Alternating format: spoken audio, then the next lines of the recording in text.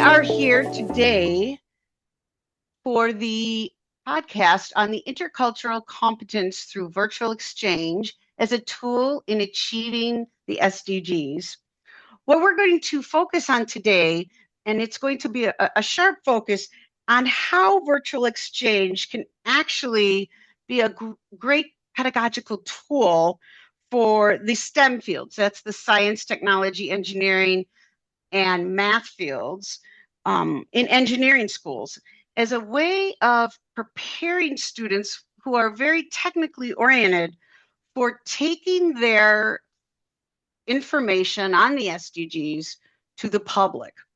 So today I have with me Dr. Jose Luis Morales Garcia and Dr. Eduardo Vere Liberado. I'm going to ask each of them to introduce themselves, and also we have a third co-author that's contributing, Dr. Eric Gillen, who is not with us today. So first, Dr. Eduardo Vere Liberado, could you please introduce yourself? Yes, thank you. Hello, everyone. My name is Eduardo. I am with São Paulo State University in Brazil, São Paulo, and I am with the Department of Control and Automation Engineering. And that's it. Nice to meet you. And Dr. Jose Luis Morales Garcia, please introduce yourself. Hello, thank you, Kelly. Hello, everybody. I am Jose Luis Miralles. I am teacher in the Civil Engineering School in Politècnica University of Valencia in Spain. I'm teaching about urbanism and regional planning. Thank you. Well, let's get started. Dr. Eduardo, please talk a little bit about how you took these role-playing simulation experiences and brought them into specifically the engineering schools. Okay, it's just started a few years ago, especially precisely on the pandemic times, in early pandemic times in 2020. And I have been playing these role-playing games since then, and with a sort of engineering majors. It just started with energy engineering, so it was the role-playing game in that situation was very handful in terms of timing, because the course I was teaching by the time was wind energy, about wind energy. So we played a role play game in wind energy. So discussing about citing the wind energy, this was very enriching, a rich experience for the students that time. And now I moved from another to another department, another major, but always in engineering. So I have been playing games in environmental engineering and control automation engineering as well. The games changed a little bit, but in essence, it's a very nice experience for the students in engineering, these games. And Dr. Jose Morales Garcia, explain how this impacted your students, playing these role simulation games impacted your students. Thank you, Kelly. We have these experiences about global learning experience in my school, more or less since 4 years ago, before the pandemic situation. Effectively, civil engineering school is a very technical school, but all people understand that civil works have a very important conditions with environmental variables. Our students like meeting with other students around the world to change experiences, to check their knowledge about civil engineering projects, and that is a way to meeting with a common language, in particular in English, about the environmental problems that can have different civil works. So the students that participate in this experience, in general, all them are very, very happy, because it's a way to meeting with other students and check knowledge and check with another cultures how it is possible to execute civil engineering works. Yes, yes. I think you bring up a really important point. And this is what is unique for our STEM students in experiencing these role-playing simulation games that both of you did, is the impact of the public, right?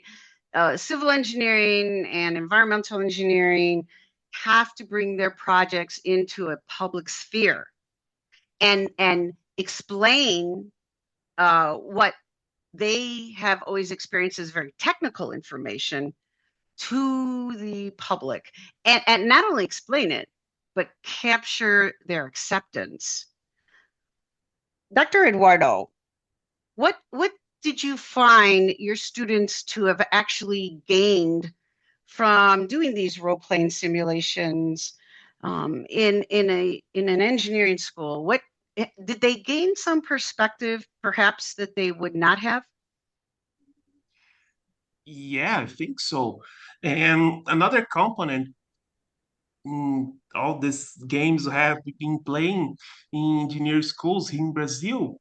I could say that we have played these games with students from freshmen to sophomore and even graduate students.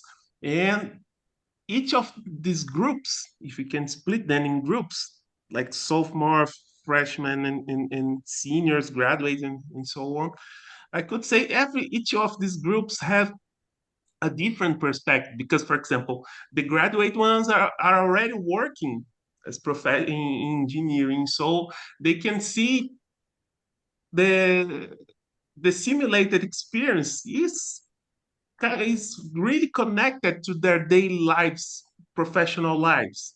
And for the freshmen, the very that are at the very start of the uh, studying engineering, they are entering this universe. It's a different, slightly different perspective because they are not working yet, but they are experienced. They can have experience of how things work in a real negotiation or a engineering project.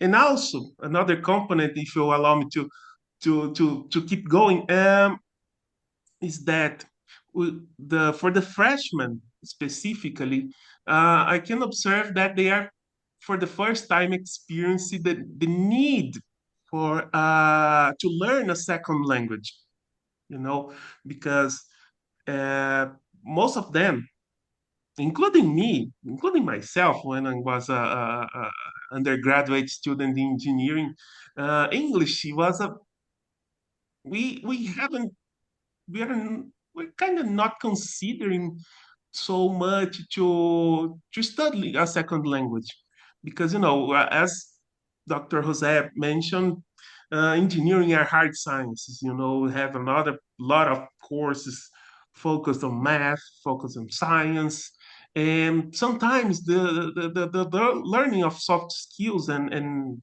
even a second language, it's a bit postponed. I could say like that. So different perspectives, but always a good experience as well. That's a really good point, because while we're playing these role simulation games, there's multiple levels of learning outcomes, right? Or benefits that are actually taking place for the students. Primarily, working on explaining technical skills to perhaps non-technical members of the public, interacting with each other in a second or third language in some cases, and then also the intercultural, right? The intercultural, what we call sometimes soft skills, or the ones that are actually very important in civil and electrical and environmental energy engineering projects. Dr. Jose, what did you witness? Can you voice some of the feedback you got from the students of how they experienced these games? What did they tell you? What did you observe from your students? Okay. Kelly, not you, that in general, the studies in civil engineering schools is a learning very specifically about and very technical. But on the other hand, civil engineers need to explain their projects, need to speak with people, to explain projects, and also to take some ideas about how can change the project to improve environmental aspects. So, on the other hand, usually our students do not have any check about knowledge of environmental or social aspects of projects with other people. So the games inside the global learning experience is a way to check these possibilities and to check with people, other students around the world about their ideas, about the projects, about simulation of real situations. In general, the students that participate in this experience of global learning evaluate very hard this experience, because in addition, some students are thinking about work in other countries out of Spain, where usually the work is in English. So is the gains of global learning experience is a way to check, to practice a simulation of working with other people by a common language technical, common language like English, but also to improve skill capabilities about social needs, because in these simulations, in these game simulations, not all people or not all students are civil engineers. Other people have another learning, not civil engineer, so also is a way to improve their capabilities, not in technical civil engineer learning, but in social capabilities. So all students that participated in this learning experience, global learning experience, evaluate very hard the possibility. Um, some studies tell me that will be a mandatory practice for all people inside the school. That is really a very hard perception of the possibilities of this practice, of this kind of learning. I think that you raised an additional really important point. You're absolutely right. If we're going to achieve our sustainable development goals, we're going to have to work cross country, cross culture, globally. And so, what I think you're absolutely right. What these role playing simulation games do using virtual exchange is they build global teams that begin to look like the global workplace so that students can learn how to interact in different languages, of course, using their abilities to communicate social information, like you said, from a very technical project to the public, but also how to interact interculturally. Dr. Eduardo, did you want to say some more about you've been playing these games for several years now. Do you want to say something more about the intercultural learning experiences from playing these games that focus on the SDGs? Sure. Yes, as I started talking previously, the one aspect, intercultural aspect, important for that I have been observing is that the English as a second language.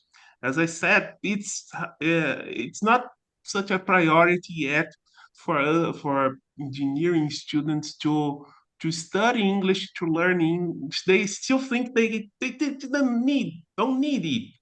But when they go and they face uh, um, virtual exchange, even virtual an exchange opportunity, even virtually, as we have been doing, they kind of like have a click, They say, oh, yeah, I need to. Most part of the world doesn't speak Portuguese, so okay, I have to learn, or I want to learn because, of course, I want to travel abroad, and then that's interesting. So that's important, and also I could say, in a more professional aspect, that according to a publication from the United Nations, I specifically focused on engineering. They say that the SDGs in general are global issues. So in each part of each stakeholder, they does not work alone. And this, of course, includes engineers. So if you want to talk globally, we have to, and we need to understand each other, the other stakeholders. I'm talking about representatives from government, from a determined population, determined people. So it's important to to understand it. And through that, these virtual exchanges have been doing, I believe we are offering the opportunity for the students to experience this in a practical way. Some of them, of course, they got a bit scared.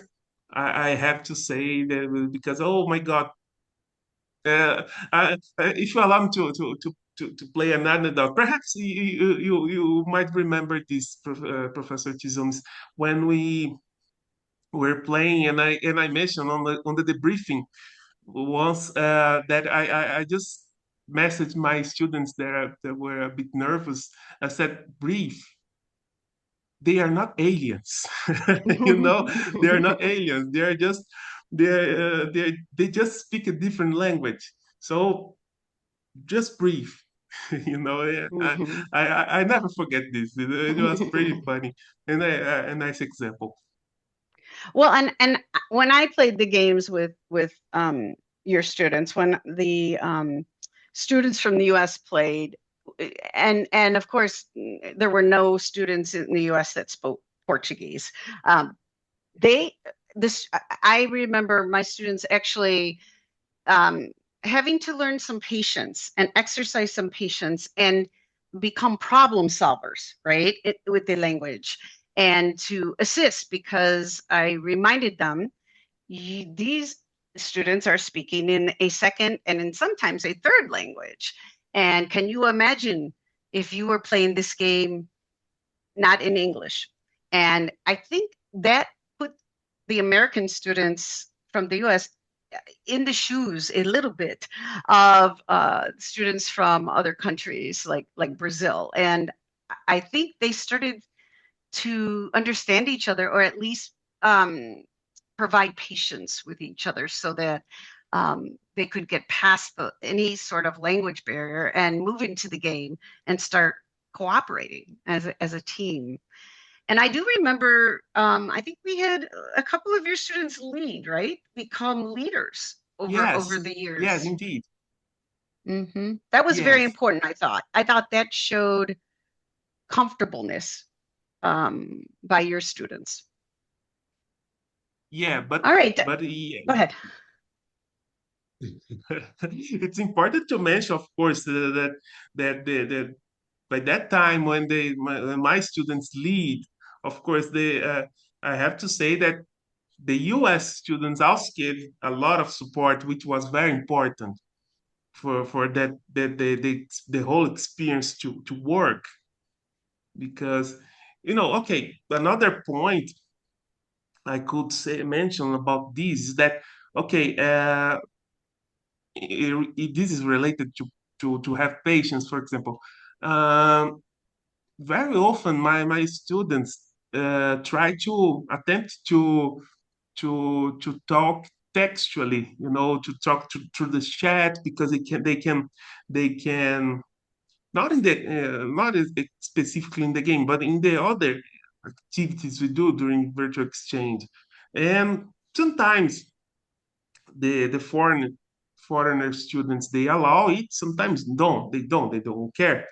And okay, this might work in, like, for example, if you are in a different country in the streets, and then you just just translate quickly in your cell phone, and then you show the people to ask for information, for example. But okay, in a professional meeting, this might be tricky.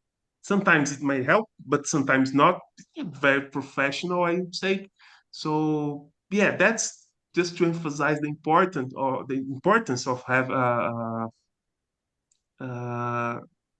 to understand a second language, and Mhm, and how we are struggling here to make the students learn about this. Experience it, right? I mean, Yeah. that's really the key. That's wonderful. Dr. Jose, I'd like to give you the last word here. Is there anything you would like to add from what you observed from your students? What did the students take away? Sorry, how many students? What? What did your students? I'm going to have you conclude here. What did can you in concluding, what did your students take away from this experience?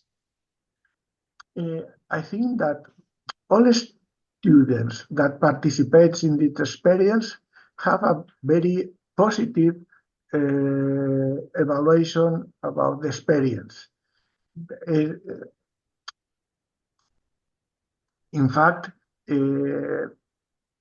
my students think that is a way to contact with other students, and in fact, my school want to promote this kind of experiences. The experience, this global learning experience, is a way to go out of the micro world of the school. In general, civil engineers school is a big school, a mini world where all people know all people, but without a checking if the knowledge or that learn is similar to the knowledge that are learning other students around the world. So this kind of global learning experience, my student consider that very important and very positive, very positive. In fact, my school want to increase this kind of experiences. Okay, well, very nice talking with both of you today on this podcast. And I think it was really important, the subject matter that we're drilling down on, meaning how can virtual exchange improve and prepare our students, especially our STEM students who have a very unique role, I think, in the SDGs to help us move forward, whether it be climate change or water quality, poverty, teaching, all very important SDGs that need the input of our STEM students. And I think these role simulation games that your countries and my country have engaged in and provided experiences for our students have really begun to bridge that intercultural divide that sometimes we have in the world. Thank you both. I appreciate your time, and I think this is a great podcast for understanding another aspect of virtual exchange that perhaps we have overlooked, and that is the scientific, technology, engineering, and math aspects. Thank you both. Thank you. Thank you so much.